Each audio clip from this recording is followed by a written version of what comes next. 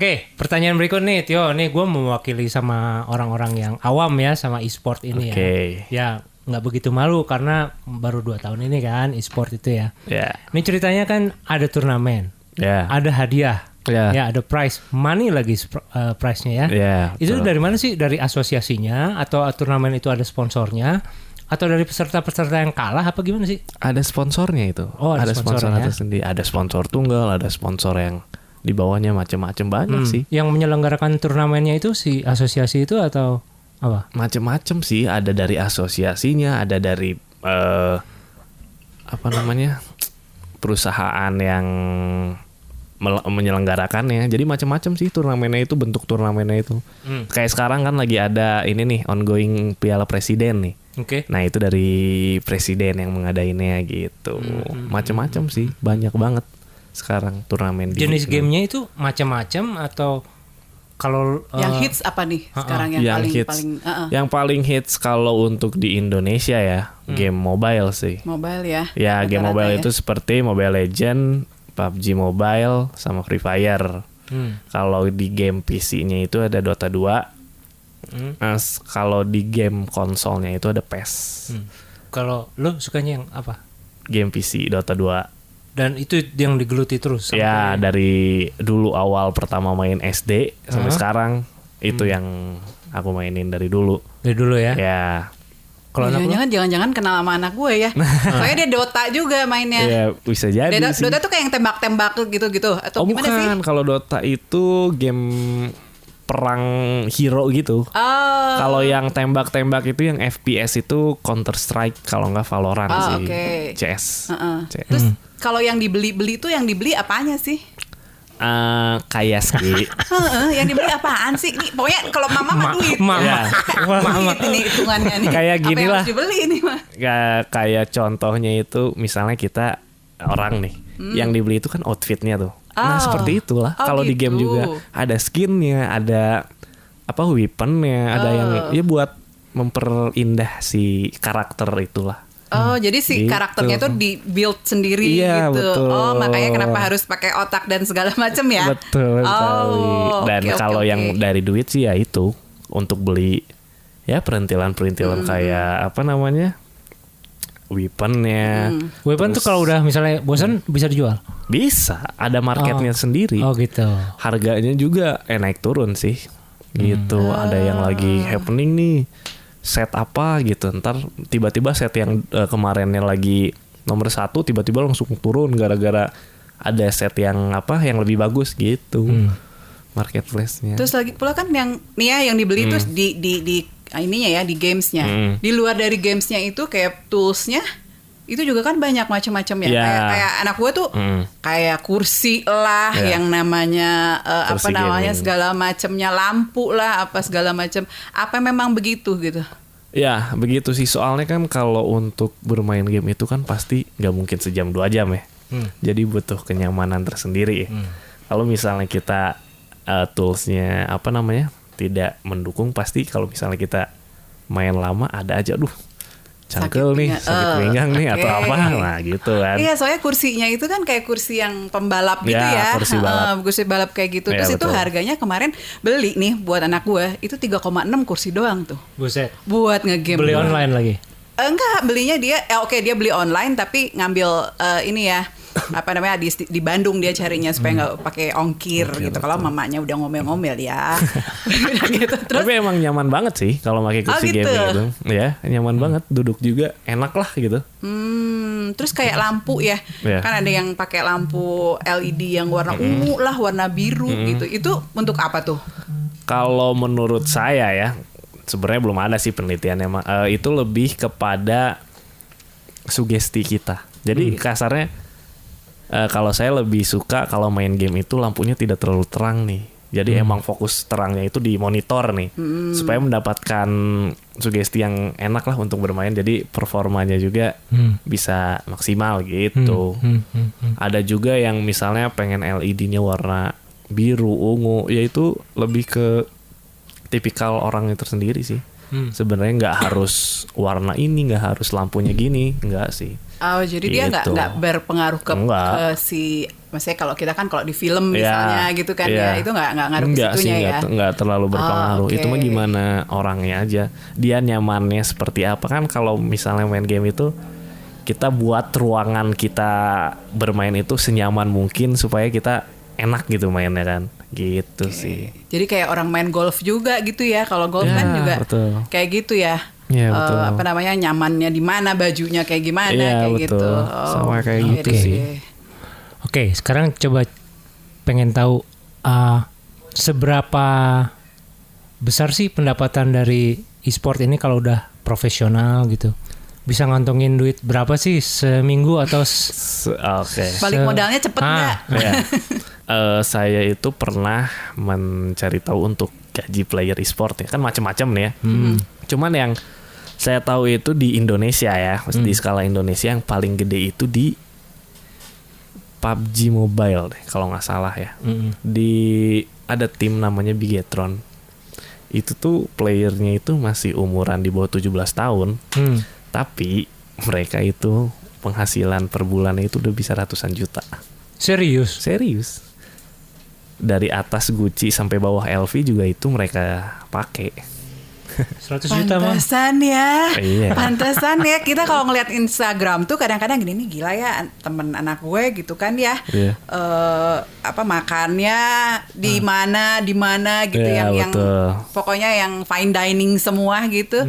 Gila, kadang kan suka mikir gini, emaknya ngisi jajan berapa ya, ternyata begitu ya, karena dia emang gamers sih, emang gamers. Gila sih, sekarang pendapatan e-sport itu bukan di Indonesia aja ya, di seluruh dunia mungkin ya, udah gede banget sih, parah. Soalnya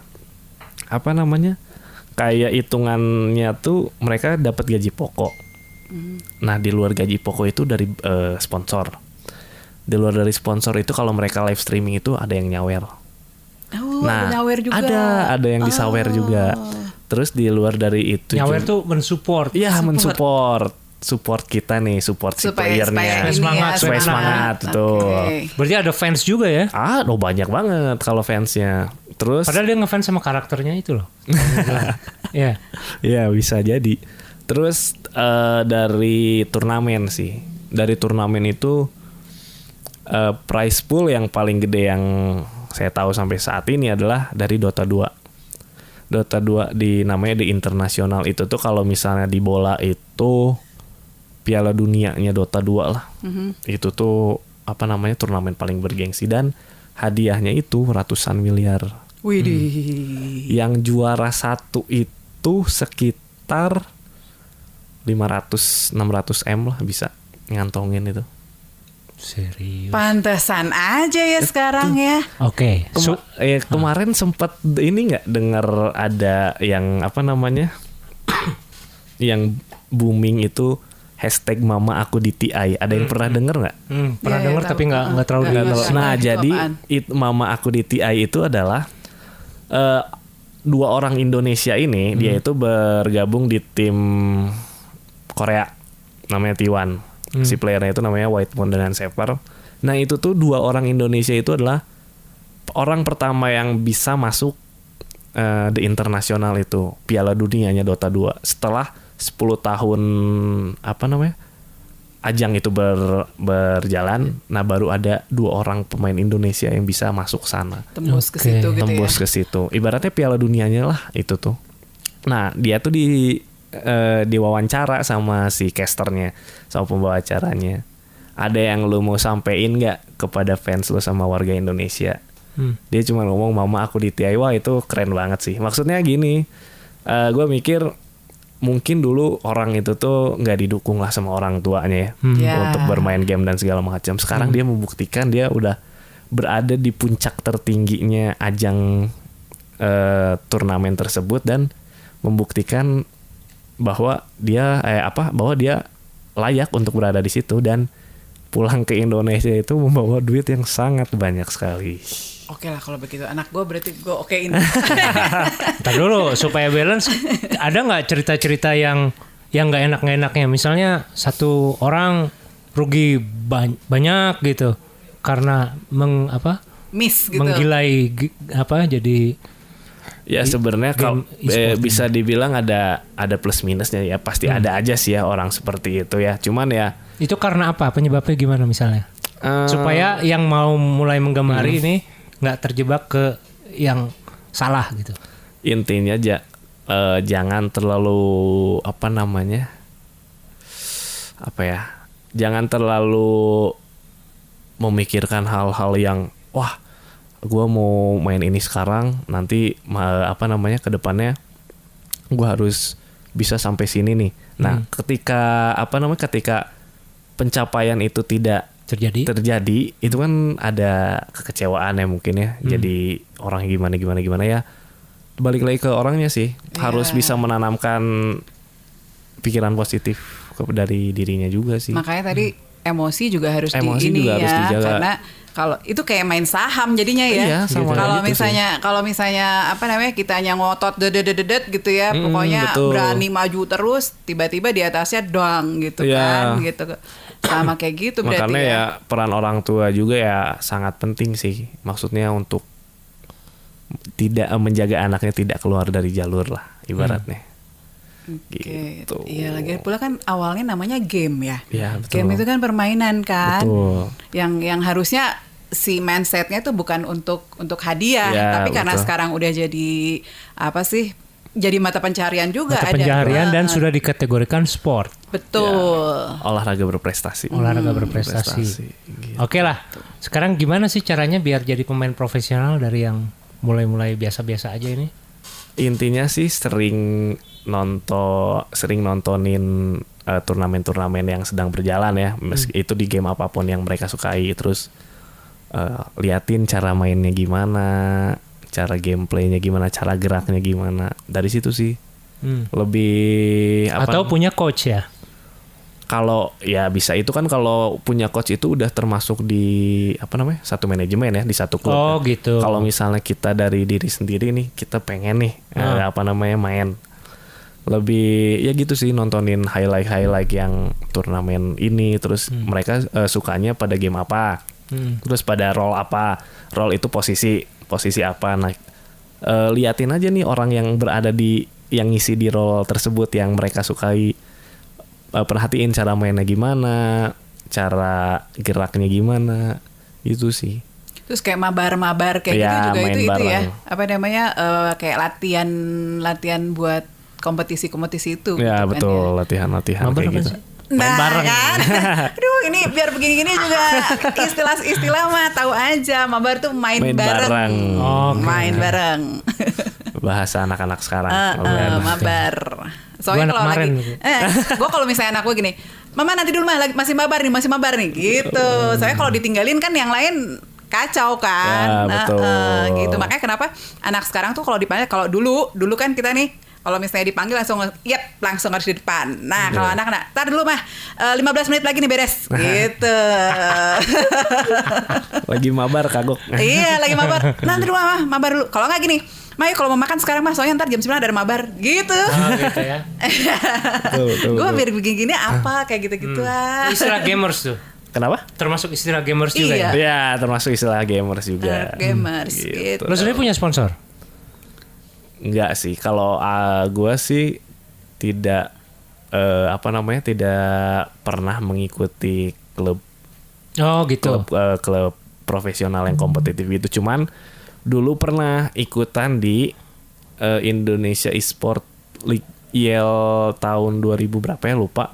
Pokoknya gue tuh mewakili Unisba di tim Dota 2-nya Unisba yang berlaga di IEL tersebut, mempertandingkan Piala Mahasiswa se-Universitas Indonesia.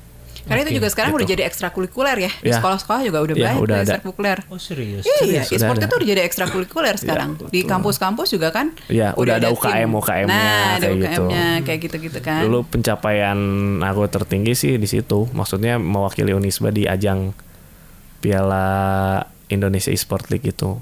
Jadi tanding sama universitas-universitas yang ada di Indonesia. Terus kenapa nggak ikutan ke manajemen gitu kan, tanggung udah terjun ke situ. Ya. kayaknya kalau misalnya ya kalau sekarang ya dilihatnya kayaknya kalau maju itu pasti karena manajemennya, gitu betul. kan. Kayak aku tahu beberapa ini kayak di Surabaya ada Louvre, Dewa Louvre itu ya, yang sekarang dibeli Atta Halilintar itu ya katanya. Nah, kenapa tuh Yo? Kan kebetulan aku sekarang udah ikutan di pengurus sport gitu. Kota Bandung itu. Iya, jadi betul. Pengurusnya. Iya. Alhamdulillah kemarin juga tim Dota 2-nya Kota Bandung di Piala Gubernur mendapatkan hasil juara 1 di Kota situ. Bandung, ya, tapi aku nggak main sih. Lebih mencari playernya nih. Terus ya sebagai manajernya lah yang untuk mendampingi. Banyak tuh anggotanya sekarang. Anggota yang apanya nih? Anggota kepengurusan.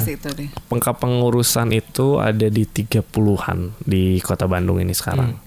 Itu baru Kota Bandung ya? Ya, Kota Bandung. Di kepengurusan ini tahu dong daftar di Bandung itu playernya ada berapa banyak gitu ya?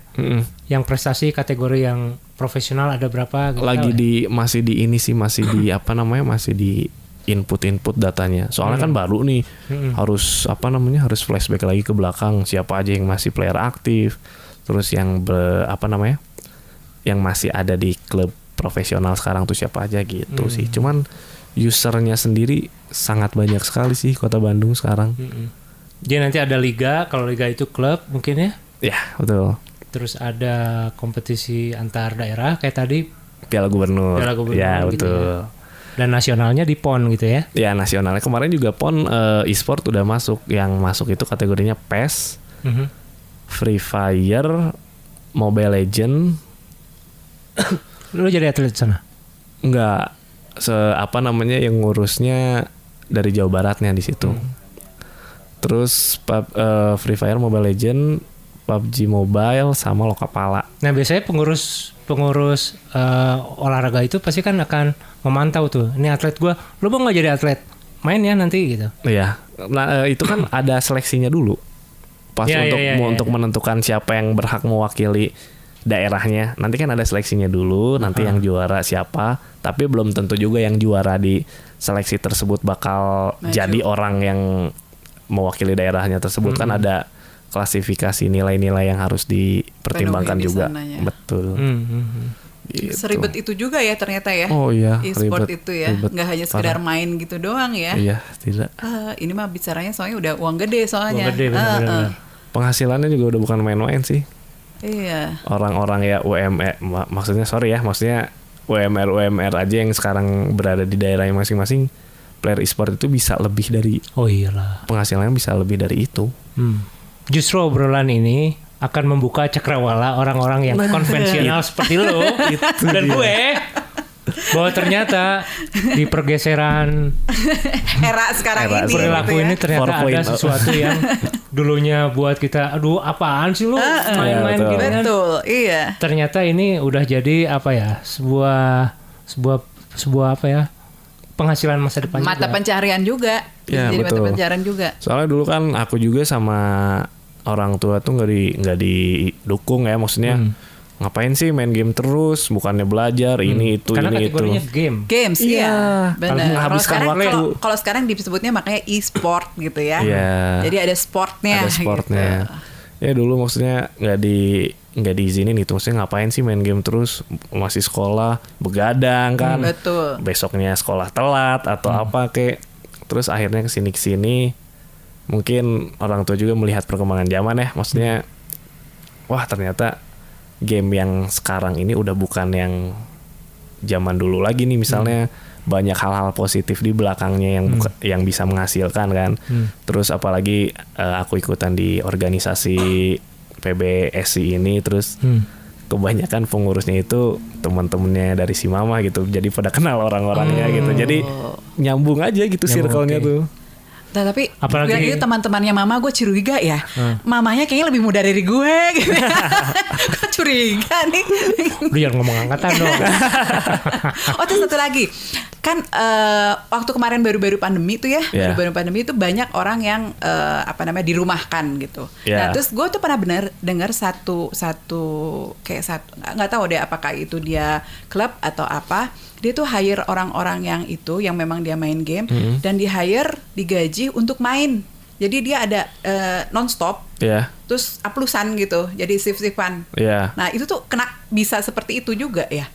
Itu tuh lebih itu kepada sih, gamenya sih, kayak misalnya game apa ya? Jadi ada satu game, bukan satu ya, maksudnya ada beberapa game yang emang kerjaannya itu harus farming 24 jam. Nah, jadi gini misalnya game misalnya di game RF sama WoW, World of Warcraft. Nah itu tuh mereka itu harus standby farming 24 jam itu demi mendapatkan sesuatu yang emang yang sesuatu yang berharga gitu. Jadi kan nggak mungkin nih misalnya orang misalnya aku nih disuruh lu mainnya 24 jam gitu. Kan mati ntar lama. Iya, makanya ada ya mungkin game itu sih. Jadi yang harus emang farming terus-terusan yang nonstop, nggak boleh mati gitu si komputernya itu ya. Dan itu tuh nggak paham tadinya ya. Maksudnya dia bisa gaji si orang ini digaji tuh 10 juta per bulan loh buat main. Dan itu dalam satu hari itu dia ada 3 shift atau berapa gitu ya? Biasanya 3 shift. 3 shift kan ya. Hitungannya 8 jam. Nah, soalnya kalau di klub profesional juga latihan itu adalah sehari itu adalah 8 jam untuk player-player yang ada di klub profesional itu. Gitu ya? Iya, 8 jam sehari. Kalau e-sport ini ya namanya game ya, namanya juga komputer gitu. Ada nggak sih password cheating? Oh, ada banget lah. Nah, itu kalau ini gimana? Kalau kompetisi resmi terus ada yang cheating gimana? Kan kalau kompetisi resmi itu otomatis developer gamenya itu kan ada andil di situ kan. Jadi si developer gamenya kan pasti lebih tahu dong ada yang cheating atau apa. Jadi udah langsung diblokir dari developer gamenya sendiri. Soalnya kan kalau mainnya juga ada kalau misalnya turnamen besar ya, offline itu kan ya maksudnya di suatu tempat kita tandingnya di situ. Jadi ada yang mantau, ada wasitnya juga, ada pihak dari developer gamenya sendiri. Jadi tahu gitu. Nggak mungkin sih untuk cheating kayak gitu. Kalau misalnya turnamen kecil online nih, ya itu bisa banyak sih. Ya. Masih banyak sih. Kayak mabar itu tadi. Ya, kayak mabar itu juga jadi. Ya. Nggak ada ya permainan-permainan yang zaman dulu ada tapi jadi masuk ke kategori e-sport gitu kayaknya berminat tapi kayaknya gue kayaknya main Tetris gitu. Tapi Tetris gue penggemar SimCity. SimCity nggak ada ya? Nggak ada kalau SimCity. Kalau Tetris itu sempat ada ya? Loh, masih ada loh. Jadi aku dulu pernah lihat YouTube nih. Jadi ada yang juara dunia Tetris itu ya udah lumayan senior lah dia, tidak pernah terkalahkan. Tapi ternyata udah berapa tahun tersebut pas kemarin juara dunia itu dia dikalahin sama anak kecil. Ada itu di YouTube kalau nggak salah, banyak kok yang view-nya itu sempat booming juga. Skill benar. Skill anak muda lah, Wan. Skill anak muda. Ya, terus ini emang bener ya kecekatannya itu ya. Kalau kita kan ya udah mulai refleksnya itu udah mulai melemah kalau udah kita ya. Betul. Oke deh, ini menjelang selesai nih ya. Ada nggak sih kompetisi yang mau dihadapin dalam waktu dekat ini? Kebetulan di program kita di PBSI Kota Bandung itu nanti bakal bikin Piala Wali Kota. Nanti ada liga pelajar, ada liga mahasiswanya juga gitu. Banyak lah yang untuk kompetisi. Tapi jadwal pastinya belum ada? Belum ada, lagi ongoing kan, lagi lihat juga nih si pandemi kan belum beres-beres ya sampai kapan. Jadi masih. Bukannya justru karena pandemi jadi banyak yang di rumah gitu latihan terus gitu. Tapi kan nanti untuk closingnya kan kita itu kan pengen ada pertandingan offline ya. Oh, oke. Dan itu kerumunan. Kerumunan betul sekali. Terus ini satu lagi, kalau misalnya ikut ke Tio nih, maksudnya kalau mereka yang gamers nih, kalau ada anak-anaknya ikut, yang emak-emaknya atau bapak-bapaknya kepengen banget anaknya, akhirnya oke lah, boleh lah anak gue gitu ya. Nah, keuntungannya apa sih ikut di tempatnya Tio itu gitu? Maksudnya terdaftar di situ tuh keuntungannya apa gitu loh? Mereka itu lebih dipantau lah untuk cara bermainnya, terus dari pola makannya, terus dari cara berpikirnya juga. Maksudnya cara berpikir itu adalah jangan toksik lah. Jadi kan kalau game online itu kalau nggak toksik nggak seru ya. Jadi pebacot-bacot sama musuh gitu kan. Nah itu kan maksudnya nggak boleh kan kalau untuk kalau untuk di kompetisi kita gitu. Soalnya kan apa ya, kalau udah bacot-bacot gitu kan, wah ngomongnya udah sana sini udah ngejek ini itu. Bacotnya dalam bentuk apa? Teks atau teks? Oke. Kalau di offline lebih ke ngomong langsung. Ya, jadi kan misalnya gini, gitu ya, di YouTube kita, kan gitu ya, ada. Kita depan-depanan nih main nih. Misalnya kita nge-kill mereka semua, wah lu anjing rata lu. Nah, kan ada kata-kata. Berarti jadi gitu. Gamers itu di e-sport ini nggak hanya jago skill tapi attitude itu nomor satu. Ya. Attitude itu pasti nomor satu. Nggak sembarangan. Jadi anak lu kalau masuk ke kepengurusan itu yang akan dijaga. Nah, kayak itu ya. Di track yang tetap bisa jadi profesional ya. Betul. Jangan toksik lah intinya. Oke, terus ada harapan-harapan apa nih dari Tio buat masyarakat e-sport atau untuk olahraga ini ke depannya? Semoga bisa menjadi olahraga yang memotivasi banyak kalangan ya. Maksudnya jangan berpikiran bahwa main game itu negatif lah sekarang. Ada banyak untungnya nih di balik ini. Kalau misalnya kita tidak jadi player pun kita bisa jadi manajernya atau jadi pelatihnya atau jadi, dan itu ada cuannya dong jadi manajer. Oh iya pasti. Jadi dia nggak mau jadi manajer kali kalau misalnya nggak ada cuannya ya. Makanya dia milih manajer lah. Manajer lebih gede loh. Berapa persen coba dari yang main? Ayo. Nah, terus ya biasanya sih kalau misalnya dapat hadiah dari turnamen gede itu kan ada pembagian misalnya 70 buat playernya, 30% buat manajemen. Itu siapa yang bikin perjanjiannya? Itu udah dari rulesnya sih, udah dari dulu emang seperti itu kalau di klub profesional sih. Gitu. Ya harapan untuk kedepannya untuk teman-teman yang mau serius di e-sport ya. Jangan pantang menyerah, jangan toksik. Lakuin aja hal yang lo mau gitu. Oke. Apalagi? Ada yang mau dituntasin? Ada yang kepo lagi. Apa yang kepo lagi? Aduh, kepo. Ada yang mau lo beli? Enggak sih, kayaknya kalau itu udah sekarang pikirannya udah terbuka nih ternyata gitu ya, e-sport itu sekarang benar-benar yang itu sih. Dan bukan hanya sekedar games which is harus mikir, ada rumusnya juga, itu kan juga bikin rumus sendiri juga akhirnya betul. kan ya kan ada strategi yang harus disusun gitu kan kalau kita lawan tim yang berbeda kan strategi mainnya kan beda-beda, sama aja kayak olahraga biasa sih, kayak main bola, main basket gitu. Terus ada ini juga, ada leadershipnya juga kalau yang jadi leader ada kaptennya. Nama kalau sebutannya di sport itu IGL, in game leadernya. Developernya tuh masih belum ada di Indonesia atau banyak buatan sekarang apa? Itu yang lagi happening di Indonesia itu adalah Lokapala yang buatan Indonesia. Game Lokapala itu hampir sama kayak Mobile Legends sih, game perang HP gitu. Yang lagi masuk kategori di apa namanya? Disukai. Bukan disukai, maksudnya dipertandingkan di ajang-ajang resmi di Indonesia gitu. Lokapala itu. Gitu. Kalau kayak Mobile Legends, PUBG M gitu kan dari developer luar semua kan. Gitu. Oke deh, Bro Tio, thanks. Thank you banget udah membuka semua pikiran kita sebagai mama-mama, bapak-bapak ya. Oke. Kapan-kapan ngobrol lagi. Boleh. Kalau bisa undang-undang kita nih. Kalau ada ajang-ajang ini. Supaya kita jadi sport gitu ya. Gue sih pengen ikutan malah. Seru soalnya main seru ya. Oke. Jadi kita akan tutup dulu. Yes, kita tutup Tapi dulu. Kita banyak episode ke depan, tema-tema ke depan dan dongeng BPI akan banyak nih. Oh ya, kenapa Tio itu soalnya juga alumni kan ya, makanya kita tuh undang juga karena alumni gitu. Angkatan tadi 2014. Angkatan 2014, lulusnya 2014. Gitu. Udah jangan ngomong angkatan lah. Iya makanya jangan, tapi jangan nanya ke sini angkatan berapa gitu kan. Tadinya mau nanya sih, cuman gak perlu, nanti aja lah di belakang sini lah ya. Padahal tadi udah ada Q-nya, gue temannya Padadan. Tapi nggak seangkatan. Oh, angkatan berapa? Tanya Padadan. Soalnya ibu saya juga SMA 5 juga. Oh gitu. Iya, di bawahnya Padadan. Ya, di bawahnya Padadan. Iya. Ya. Jangan kenal nih. Jadi satu circle lagi nih. Cut itu mah nanti. Oke. Di belakang ya. Udah ngomong angkatan udah kita cut aja ya. Oke. Gitu. Viewers, kita ketemu lagi ke episode berikutnya. Dongeng BPI dan Mara TV akan tetap hadir di topik-topik berikutnya. Sip. Saya Ruli Dayat mengundurkan diri dan saya Anti. Bye-bye. Udah.